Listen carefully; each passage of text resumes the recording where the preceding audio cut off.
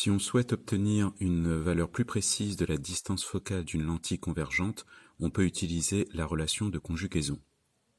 Pour cela, on va utiliser bien sûr un banc optique, on va utiliser une source de lumière, un objet lumineux, on va utiliser la lentille qui est à étudier ainsi qu'un écran. On va mesurer la distance entre l'objet et la lentille ainsi que la distance entre la lentille et l'écran pour différentes positions de l'ensemble. Donc voici notre dispositif. Nous avons placé la source de lumière. Pour le moment, l'objet n'y est pas encore. Nous avons placé au hasard la lentille et nous avons placé l'écran, là aussi de manière totalement hasardeuse. Pour s'économiser en support, nous allons placer notre objet ici qui est représenté par un L directement à l'aide d'une bague magnétique au niveau de la source de lumière. Ensuite, en faisant bien attention au fait que notre objet lumineux est situé à ce niveau-là et non au niveau de la marque qui est située au niveau du banc, donc il va falloir faire attention et bien prendre la mesure de la graduation au niveau de notre objet L qui est ici. Donc je vais bouger très légèrement la source de lumière de manière à me positionner sur le 0 pour que la lecture puisse se faire ensuite plus facilement. Ensuite, je positionne ma lentille et j'ajuste en termes de hauteur et en termes d'orientation de manière à ce qu'il y ait un maximum de lumière qui passe à l'intérieur de notre lentille. Donc là, on voit que la partie qui est haute est très éclairée alors que la partie qui est basse est plutôt peu éclairée, ce qui m'indique que ma lentille n'est pas bien en face de la source de lumière. On va donc légèrement descendre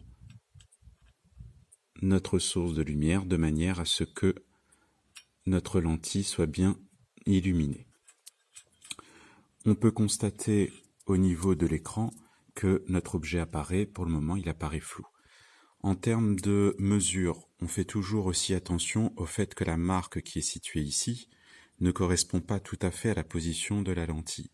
Donc il faut environ 5 mm, tout dépendra en fait de la largeur de notre lentille. Il faut compter environ 5 mm en moins par rapport à cette marque, de manière à pouvoir prendre en considération le fait que le centre de la lentille n'est pas situé au niveau de cette marque. Pour ce qui est de l'écran, l'écran étant suffisamment long, on l'a utilisé d'une manière pas forcément très académique, mais l'écran étant suffisamment long, on va pouvoir lire la graduation au niveau de la marque de l'écran.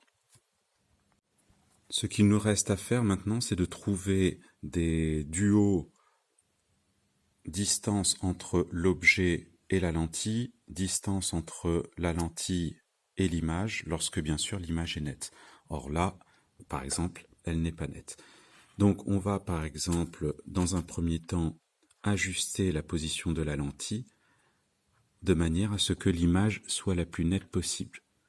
La notion de netteté dépend de notre œil, dépend de notre appréciation, ce qui veut dire qu'on aura forcément, en termes de position ici de notre lentille, on aura forcément quelques millimètres d'incertitude. Ces quelques millimètres d'incertitude, on espère pouvoir réduire cette incertitude à l'aide de plusieurs mesures. Donc, voici une première position pour laquelle l'image semble nette. Donc, on va noter en fait la distance entre notre source de lumière et la lentille. On va noter aussi la distance entre la lentille et notre image nette. Ça va nous faire déjà un ensemble de mesures. On va ensuite déplacer notre ensemble, donc déplacer un peu la lentille, déplacer aussi l'écran, de manière à ce que l'image soit à nouveau nette. Lorsque l'on trouve une deuxième position, on va à nouveau mesurer la distance entre l'objet et la lentille et la distance entre la lentille et l'écran. Nous voici avec un deuxième duo de mesures. Donc on va faire ça pour pas mal de mesures différentes, pas mal de positions différentes. Donc voici une troisième position. On peut encore bouger la lentille, se rendre compte que on est plutôt pas très net au niveau de l'écran, donc bouger l'écran de manière à ce que l'image soit plus nette. On a à nouveau un duo, distance objet lentille et distance lentille écran. Et donc, en prenant une série de mesures comme ceci, on va pouvoir utiliser notre logiciel tableur grapheur pour avoir en fait différents points de mesure, ce qui nous permettra ensuite d'utiliser la relation de conjugaison pour pouvoir calculer la distance focale de cette lentille à l'aide de plusieurs mesures.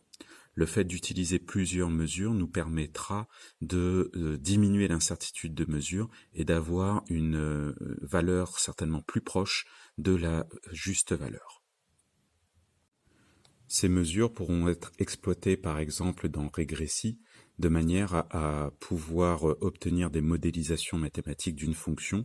Donc en fonction de la situation, on pourra faire par exemple une fonction affine entre l'inverse de la position de l'écran par rapport à la lentille et l'inverse de la position de l'objet par rapport à la lentille. On pourra par exemple demander à Régressi de calculer 1 divisé par OA' moins 1 divisé par OA de manière à obtenir l'avergence 1 sur F'. On pourra utiliser ces mesures de différentes façons pour obtenir une modélisation mathématique et avoir une valeur de la distance focale de cette lentille.